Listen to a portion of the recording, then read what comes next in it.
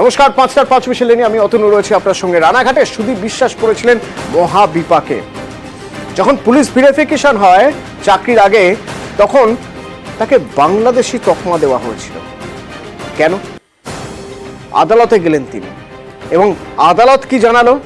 বাংলাদেশি তকমা ঘুচল তার। আমার সঙ্গে আদালত চত্বর থেকে অর্ণব থাকবে, সরাসরি অর্ণবের সঙ্গে একবার কথা বলবো। অর্ণব, সুদীপের বাংলাদেশি তকমা ঘুচলো কিভাবে? আদালত কি বলছে?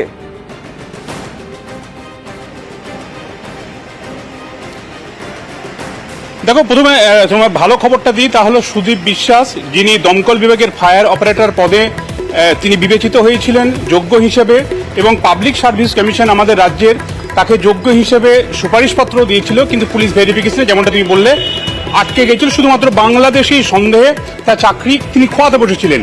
শেষমেশ আজ বিচারপতি তপব্রত চক্রবর্তী এবং বিচারপতি পার্থ সারথী চট্টোপাধ্যায়ের ডিভিশন বেঞ্চ সুদীপ বিশ্বাসকে 4 সপ্তাহের মধ্যে চাকরিতে নিয়োগের জন্য নির্দেশ জারি করেছে।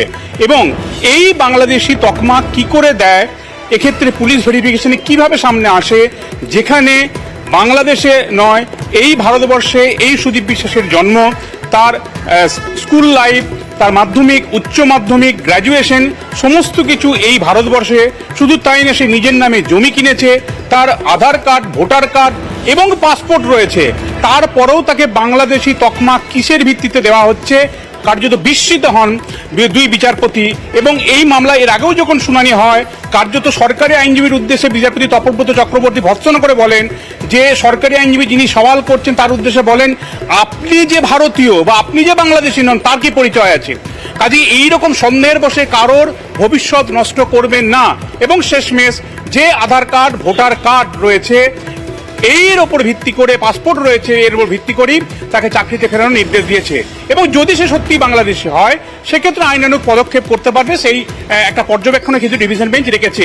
কিন্তু অত্যন্ত গুরুত্বপূর্ণ একটা বিষয় না বললেই নয় অতনু, আমাদের রাজ্যে ডোমিসাইল সার্টিফিকেট বা এই ধরনের পাসপোর্টের ক্ষেত্রে ভেরিফিকেশনের সার্টিফিকেট, বিভিন্ন বিষয়ে একাধিক সমস্যা তৈরি হওয়ার কারণে কিন্তু সিআইডি থেকে ইতিমধ্যে একটি বা আমাদের রাজ্য থেকে একটি অনলাইন অ্যাপ্লিকেশনের সুবিধা করে দেওয়া হয়েছে। অর্থাৎ এই ধরনের সমস্যাগুলিতে মানুষ যাতে না পড়েন, এই ধরনের অনলাইন ব্যবস্থাপনা রাজ্য চালু করেছে। সেখানে এই রানাঘাটে হাঁসখালির সুদীপ বিশ্বাসের ঘটনা কিভাবে ঘটলো সেটাই বড় প্রশ্ন। এবং সেই প্রশ্নটা বিচারপতি পার্থ সারথী চট্টোপাধ্যায় বলছেন যে যুবক নিয়োগ প্রার্থী চাকরির জন্য বিবেচিত হলেন, তার মা আচ্ছা এখানে মাধ্যমিক পরীক্ষা স্বাভাবিক। আইনজীবী কি বলছেন একবার শুনবো। অনুপ, ধন্যবাদ। আমার মক্কেল প্রথমে পিএসসি নোটিফিকেশন অনুযায়ী ও অ্যাপ্লাই করেছিল, তারপর সাকসেসফুল হয়, পিএসসি ওকে রেকমেন্ড করে, কিন্তু পুলিশ ভেরিফিকেশনে ওর আটকে যায়, কারণ ওকে বলা হয় যে ও বাংলাদেশি ন্যাশনাল। সেটাকে চ্যালেঞ্জ করে আমি স্যাটে গিয়েছিলাম, স্যাটে আমরা ব্যর্থ হই, সেই স্যাটের অর্ডার চ্যালেঞ্জ করে আমরা হাইকোর্টে এসেছিলাম। আজকে মহামান্য আদালত, হাইকোর্ট ডিভিশন বেঞ্চে আমাদের রায় হয়েছে এবং যে ইমিডিয়েট 4 সপ্তাহের মধ্যে যাতে ওকে চাকরি দেওয়া হয়।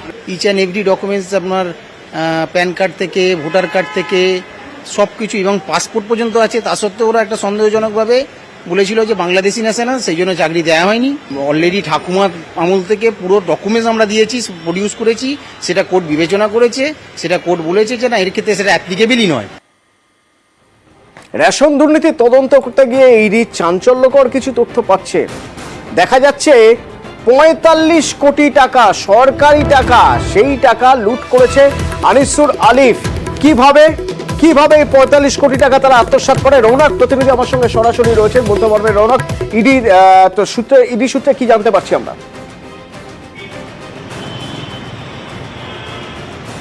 দেখা একেবারে ইডির সূত্রে জানা যাচ্ছে ভুয়ো চাষি দেখিয়ে প্রায় সরকারি খাতের 45 কোটি টাকা আত্মসাৎ করেছে এই আনিসুর রহমান এবং আলিফ। এবং কিভাবে এটা করেছে, তারা ভুয়ো চাষিদের নাম দেখিয়ে সরকারি পোর্টালে তা নথিভুক্ত করেছেন এবং কালো টাকার মাধ্যমে এই ধান কিনে একেবারে সেই যে পোর্টাল, সেই পোর্টালে ভুয়ো চাষিদের নাম নিয়ে সেই চাল কিন্তু বিক্রি করা হয়েছে এবং সেখান থেকেই একেবারে যে কালো টাকা, সেই কালো টাকা সাদা করা হয়েছে। শুধু তাই নয়, এই যে 45 কোটি টাকা আত্মসাৎ করার কথা ইডি সূত্রে উঠে আসছে, সেখান থেকে কিন্তু বেশ কিছু টাকা জ্যোতিপ্রিয় মল্লিকের কোম্পানির অ্যাকাউন্টে কিন্তু ট্রান্সফার করা হয়েছে। যখন জ্যোতিপ্রিয় মল্লিকের চ্যাটার্ড অ্যাকাউন্টের বাড়িতে তল্লাশি চালানো হয় এবং অফিসে, সেখানে কিন্তু বেশ কিছু নথি এবং তথ্য উঠে আসে এবং সেই নথি তথ্যতে কিন্তু এই আনিসুর এবং আলিফের নাম উঠে আসে। সেই বিষয়কে সামনে রেখেই কিন্তু কিছুদিন আগেই এই আনিসুর রহমানের রাইস মিলে ইডি অভিযান চালায় দেগঙ্গার, এবং তারপরই গতকাল ডাকা হয় আনিসুর রহমান এবং আলিফকে। একেবারে দীর্ঘ 16 ঘন্টা তাদের জিজ্ঞাসাবাদ করার পর কিন্তু ইডির তরফ থেকে গ্রেফতার করা হয়। ইতিমধ্যে তাদেরকে আজ আদালতে পেশ করা হয়েছে। ইডির তরফ থেকে তাদেরকে কিন্তু নিজেদের হেফাজতে চাওয়ার জন্য আবেদন করা হবে আদালতে। অর্থাৎ এই যে চাঞ্চল্যকর তথ্য ইডির তরফ থেকে জানানো হচ্ছে যে প্রায় 45 কোটি টাকা কিন্তু তারা আত্মসাৎ করেছেন, এবং একাধিক ভুয়ো চাষি দেখাও। শুধু তাই নয়, এই চাষি কারা হবে বা যার নাম নথিভুক্ত হবে সেটাও কিন্তু এই আনিসুররাই ঠিক করতেন, এবং যে চাল বিক্রি করা তো সেই চালের যে কি ধরনের চাল হবে এবং কাদেরকে বিক্রি করা হবে পুরোটাই কিন্তু একটা কোঅপারেটিভ সোসাইটির মাধ্যমে তারা কিন্তু তৈরি করেছিলেন। সেখানে চালের যে মূল্য নির্ণয় থেকে শুরু করে কোন চাষিদের নাম দেওয়া হবে প্রত্যেকটাই কাজ কিন্তু এই আনিসুর এবং আলিফ করতেন। এবং যে সরকারি যে পোর্টাল যেখানে ভুয়ো চাষিদের নাম নথিভুক্ত করা হয়েছিল সেখানেই কিন্তু সরকারের কাছে তারা চাল বিক্রি করতেন, কালো টাকার মাধ্যমে তারা চাল। ধন্যবাদ। স্বাস্থ্য বীমা 18% জিএসটি কেন প্রশ্ন তুলে নির্মলা সীতারামনকে চিঠি দিলেন মুখ্যমন্ত্রী মমতা বন্দ্যোপাধ্যায়। সেই খবর থাকবে বিরতির পর, সঙ্গে থাকুন। और ये धोनी की हुई जी गजब ग्रिप कैसे SRMB जैसे SRMB TMT बार की विंग ग्रिप टेक्नोलॉजी सीमेंट के साथ बनाए मजबूत पकड़। Grip is important.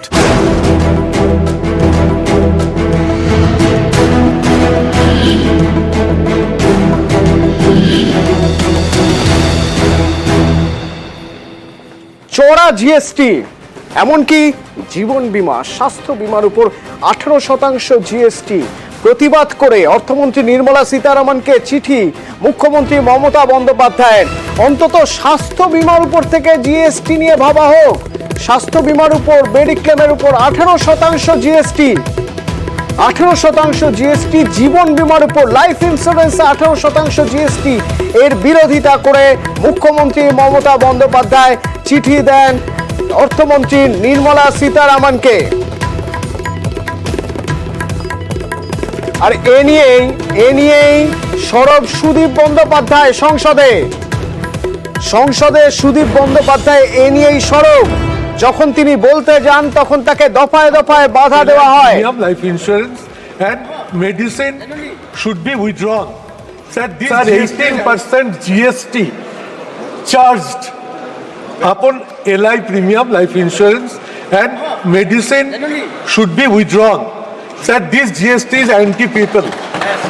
Sir, this GST is adversely affecting the people of India. So I propose that this proposal should be rolled back. Okay. And government must roll back and GST to above 2 items.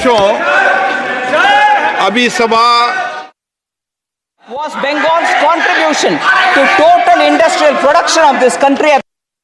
আমরা বক্তব্য রেখেছি যে life insurance scheme এবং আমাদের ওষুধের ওপর যে 18% GST charge করা হচ্ছে সেটা অবিলম্বে প্রত্যাহার করতে হবে, রোল ব্যাক করতে হবে। আমাদের মুখ্যমন্ত্রী মমতা ব্যানার্জি এই বিষয়টাকে সারা দেশের মানুষের কাছে তুলে এনেছেন, এবং আমরা বলেছি নির্মলা সীতারামনকে আসতে হবে হাউসে। বাজপথে মাইক বন্ধ করে দিচ্ছেন একবার, দুবার ধরে হলো, আমাদেরকে ওয়েলে নামতে হলো। এখন আমাদের খুব স্পষ্ট দাবি, লাইফ ইন্স্যুরেন্সের যে প্রিমিয়াম এবং ওষুধের মূল্য তার উপরে জিএসটি আমাদেরকে প্রত্যাহার করার ব্যাপারে অ্যাসিওর করতে হবে এবং এই সিদ্ধান্তকে রোল ব্যাক করতে হবে। আমরা এই নিয়ে যতদূর যাওয়া সম্ভব আমরা লড়াই চালিয়ে যাব। একের পর এক চাপ বাড়াচ্ছে বিরোধীরা। এদিকে মমতা বন্দ্যোপাধ্যায় স্বাস্থ্য বীমা, জীবন বীমার উপর জিএসটি নিয়ে প্রতিবাদ করছেন, ওদিকে রাহুল গান্ধী কটাক্ষ করছেন 2-in-1 বলে, এবং তার পাশাপাশি অবশ্য তিনি এটাও মেনে নিচ্ছেন যে এইভাবে কটাক্ষ করার ফলে হয়তো ইডি হানা হতে পারে।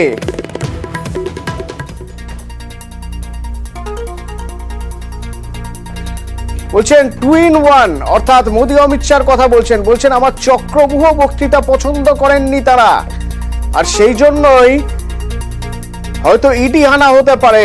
এক্স হ্যান্ডেলে লিখছেন রাহুল গান্ধী যে ইডি সূত্রে খবর অভিযানের প্রস্তুতি নেওয়া হচ্ছে, তবে তাদের আপ্যায়ন করার জন্য চা বিস্কুটের ব্যবস্থা রাখবেন রাহুল গান্ধী, সেটাও নিশ্চিত করছেন।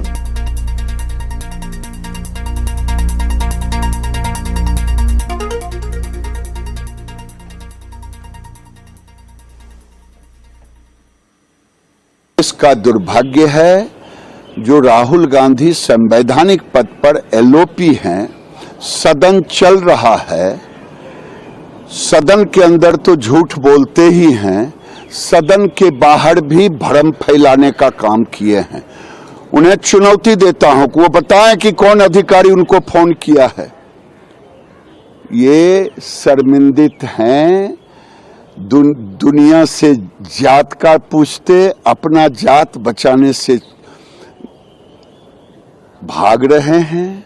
ये शर्मिंदित होकर के दुनिया में भ्रम फैलाने का काम, इससे बड़ा झूठा कोई आज तक एलओपी नहीं पैदा लिया है। এদিকে আবার অঙ্গনওয়াড়িতেও বঞ্চনার অভিযোগ করছেন রাজ্যের মন্ত্রী শশী পাঁজা। বলছেন যা বরাদ্দ কেন্দ্রের দেওয়ার কথা অঙ্গনওয়াড়ির জন্য, তার অর্ধেক বরাদ্দ মিলছে কেন্দ্রের থেকে। রাজ্যের টাকাতেই অঙ্গনওয়াড়ির পরিকাঠামোর উন্নয়ন করতে হচ্ছে। আশ্বাস দেওয়া হয়েছিল, কিন্তু প্রয়োজনের অর্ধেক টাকা দিচ্ছে কেন্দ্র, অভিযোগ করছেন মন্ত্রী শশী পাঁজা।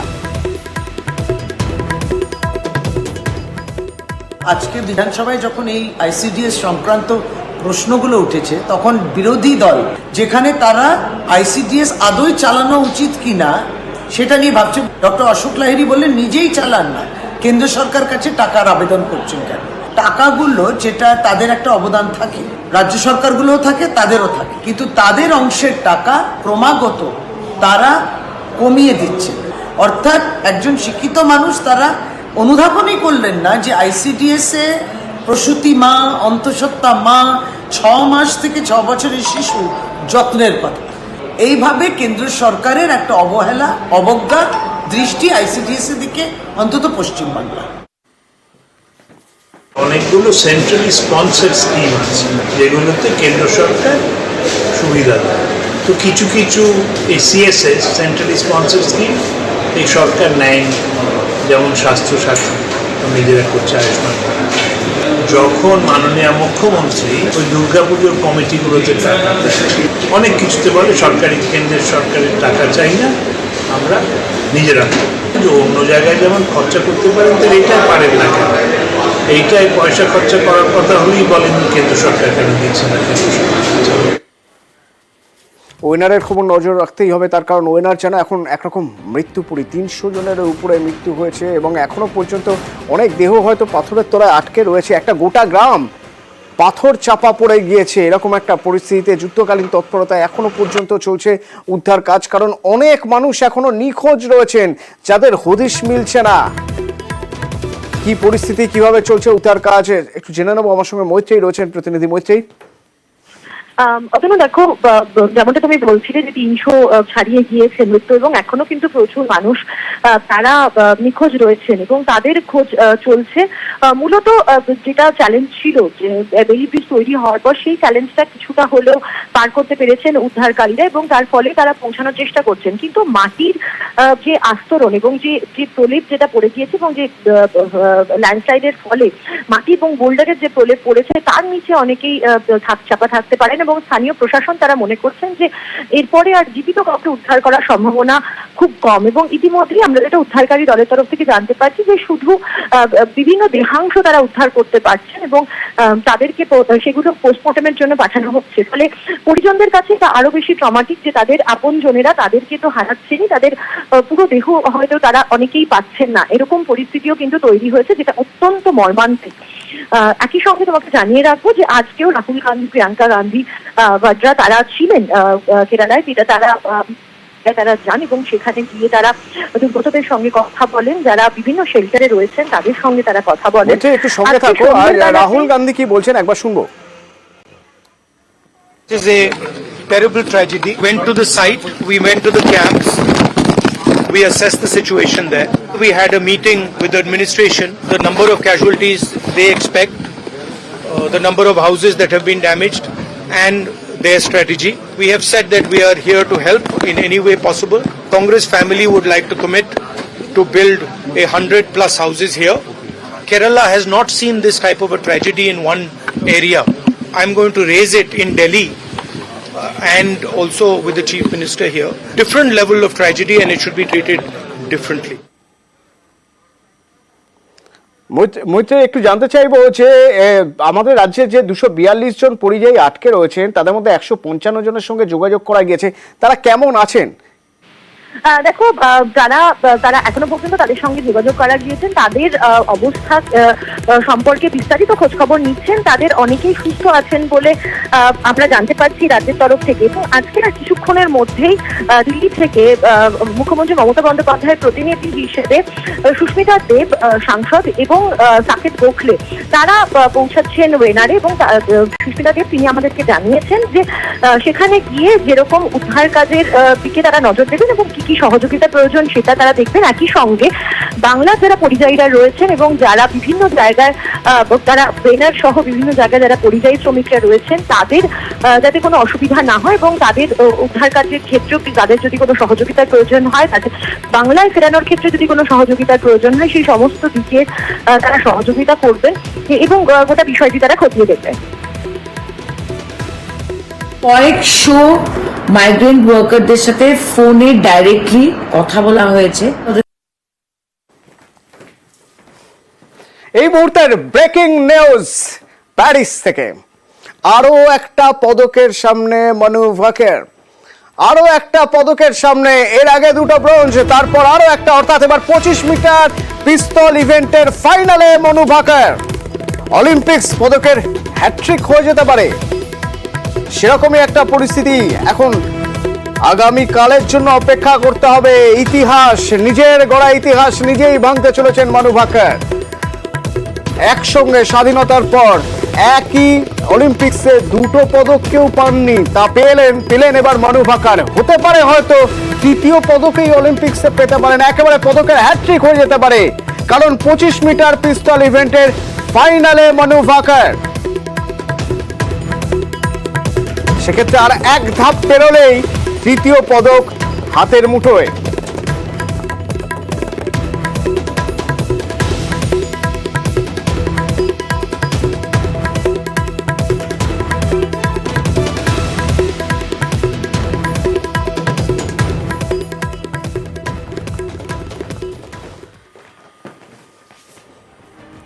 বিটি রোডের দুধারে জবরদখল তোলা হচ্ছে। যে জমি দখল করে বসেছিল সবাই, সেই জমি তোলা হচ্ছে। অথচ সব জবরদখল দেখুন কিভাবে ভাঙা হচ্ছে। এই যে দোকানগুলো করা হয়েছিল, সেই দোকানগুলো কিভাবে ভেঙে দেওয়া হচ্ছে। স্বাভাবিক, সরকারি জমির উপর রয়েছে, তাহলে সেগুলো উচ্ছেদ হবে না কেন? কিন্তু এত কিছুর পরেও তৃণমূল অফিস কিন্তু ছাড় পেয়ে গেল। তৃণমূলের একটি পার্টি অফিস ছিল, সেটাও এই জবরদখল জমিতেই। আশপাশের দোকানগুলো সব ভাঙা হলো ঠিকই, কিন্তু তৃণমূলের পার্টি অফিস ছাড় পেয়ে গেল কিভাবে? আমার প্রতিনিধি অরুণ রয়েছেন আমার সঙ্গে সরাসরি। অরুণ, এটা কি কোনোভাবে একটা ভুল হয়েছে, নাকি তৃণমূলের পার্টি অফিস নিয়ম মেনে ওই জবরদখল জমির বাইরে বানানো হয়েছিল?